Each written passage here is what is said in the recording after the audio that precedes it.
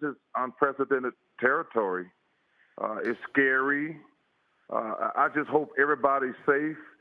This whole Rudy Gobert thing is scary because you guys did a fantastic job of showing where he's been like the last 10 days. I mean, they were in 5 or 6 different states in the last week. And I thank goodness they didn't let him play in that game last night because, Brian Windhorst said something great. Rudy Gobert he was questionable. He was going to play last night. You had the guy who officiated a Jazz game last week. He was going to work the Pelicans-Kings games last night. And these guys have been around their families. They've been around their kids. They've been around all the workers in the locker room. I think I give Adam Silver a lot of credit, man. Hey, let's shut this thing down and try to figure it out. And I'm going to say this, and I'm probably going to get in trouble because I work for Turner and March Madness and CBS. I think the NBA, Turner Sports and CBS got to close down March Madness, man, because you can't have these players, even if there's no fans in the stadium, you can't have these players breathing on each other for 2 weeks.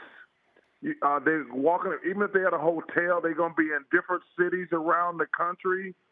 And I hate to say it, like I said, I probably shouldn't say it because I work for CBS. I think we're going to have to shut down March Madness until we know more. Now, Charles, I think all of us on our set agree with that sentiment. I would like to voice what I know would be the opposition to it, however, for the sake of playing devil's advocate, which would be to say, these kids want to play in these games, and it is, for many of them, a once-in-a-lifetime experience. What do you say to someone who would pose that to you?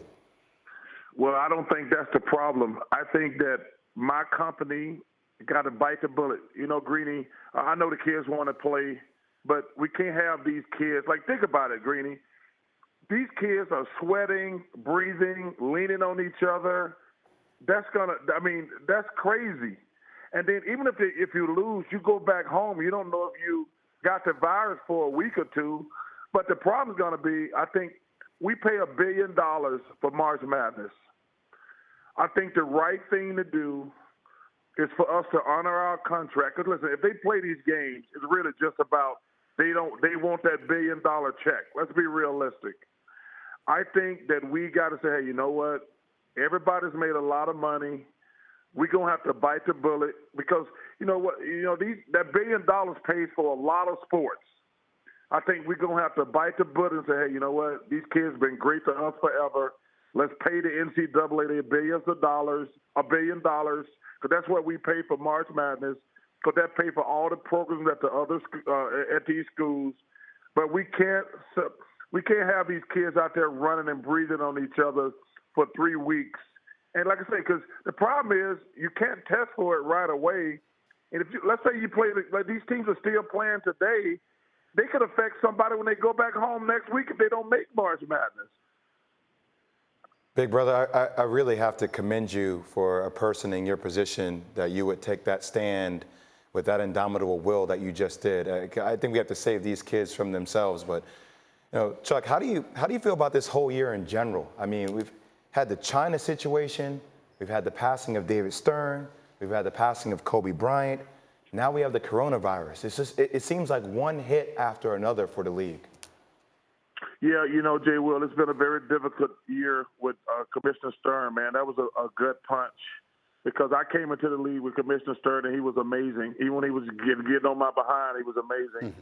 And the thing with Kobe, when that happened, man, I just cried like a baby. Me and Kobe were not great friends, but I felt like I lost a family member, and then to lose his young, beautiful daughter and those 7 other souls, it's been a very difficult year. And this thing here, we're all, like, I want to tell you, you guys are doing an amazing job. All I can do is watch you guys. And nobody has the answers. We're trying to handle all these what-ifs on the fly. But I think the best thing would be like, hey, guys, we have no idea what the hell is going to happen next. Let's shut everything down and let's take a deep breath. Because right now, we can't have these players out there affecting themselves, the referees. I mean, because like I say, I'm not going to act like I know anything about being a doctor, but to have these big old dudes out there sweating on each other, breathing on each other for the next 3 weeks, that can't be safe in any shape or form. Charles, you're not going to get in trouble because you're showing leadership, which is what we need from people in power right now. Just because the post gets postponed doesn't mean it's not going to get played. We're going to change the calendar here, but we're going to have to pause. We're going to be okay. Like, you know, I swear, if you look what's happening in Korea and look what's happening in China, we're going to be okay. Obviously, people are going to be affected, but we're going to be okay. We're going to be able to get back to it. But there needs to be leadership right now to mitigate it. The leadership that is shown in sports and in the government, but that's a different topic. In sports, in the next few hours, can set the tone for the way this is going to go. And so I commend Charles for showing leadership, and I encourage others who have power to show the same leadership. Charles, do you believe that Brian, Go ahead, Charles, sorry. Let me just say this, Brian, and you know, Jay and Greeny, one of the greatest things in our lives is we all make a lot of money because of sports. But the negative thing about it is everybody wants the money. Everybody's following the Greeny. It's going to take tremendous courage because a lot of people make a lot of money on March Madness. And that the NCAA's got this. Like I say, I think that CBS, who I work for in Turner, I think we should honor our deal. And like I say, it's not my $1 billion check to write. I understand that. But we got to look at the big picture. We got to show leadership.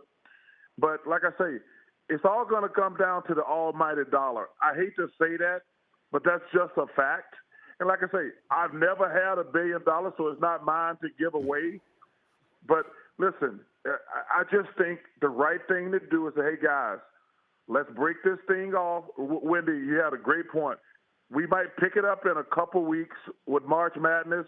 The season, but right now we need to take a pause.